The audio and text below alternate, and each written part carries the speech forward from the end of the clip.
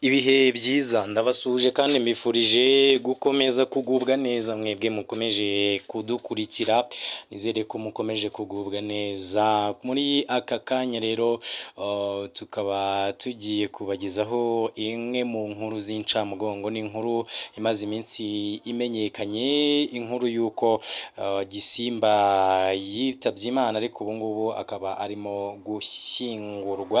Ngira ngo rero nk'uko mwagiye mubikurikirana mu bitangazamakuru bitandukanye, uyu mugabo witwa Gisimba akaba ari umwe mu bagabo bagiye bitangira igihugu, haba mu kurera imfubyi ndetse no kuzifasha, cyane cyane mu kwiga ndetse no gukora siporo. Uyu mugabo rero akaba yari afite ikigo kirererwamo imfubyi, akaba haranyuzemo imfubyi zirenga 600 mu bihe bitandukanye. Akaba rero zino mfubyi zaragendaga zihabwa uburere butandukanye burimo n'imikino itandukanye, kuko muri iki kigo hari harimo imikino, cyangwa se n'ubu harimo imikino itandukanye, harimo volleyball, harimo umupira w'amaguru, harimo karate ndetse n'indi mikino ngororamubiri itandukanye. Mutezintare Gisimba Damas rero akaba uyu nguyu anazwiho kuba yararokoye abantu benshi muri jenoside yakorewe abatutsi. Akaba rero yari afite ikigo cyitwa Centre Memorial Gisimba i Nyamirambo, hano mu karere ka Nyarugenge murahazi. Iyo uzamutse wenda kugera nk'ahitwa Green Corner ubanza kugera ku kigo cy'uyu mugabo witwa Gisimba. Muri aka kanya rero imihango yo kumuherekeza bwa nyuma ikaba ariyo irimo gukorwa, nk'uko rero byatangajwe na bamwe mu bo mu muryango we, bikavugwa ko uyu mugabo yaba yaritabye Imana azize uburwayi yari amaranye iminsi. Bati nibyo yitabye Imana, yari amaze iminsi arwaye.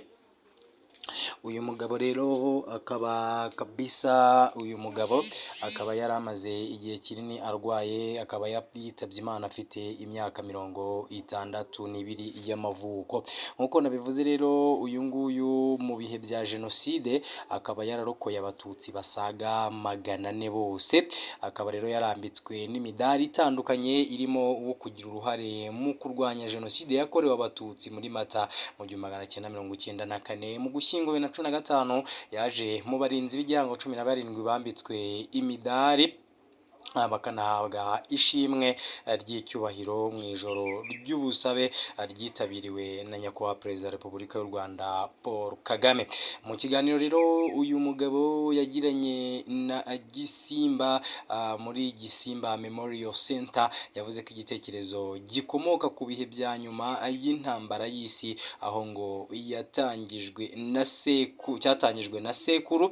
Hanyuma rero icyo gihe Gisimba yavuze ko nyuma y'iyo ntambara sekuru yatangiye kurengera abari mu kaga, ubwo mu Rwanda hateraga inzara yitwa Ruzagayura, yicaga abantu imisozi yose, maze sekuru akajya azana abo bantu mu rugo iwe akabarengera.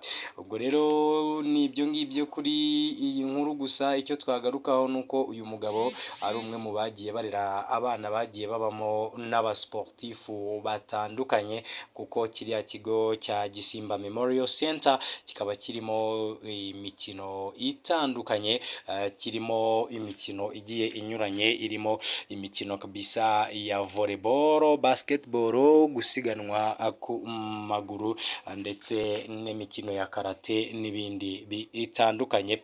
Ubwo rero natwe icyo twavuga tuti Imana imwakire mu bayo, umusanzu we tuzahora tuwuzirikana.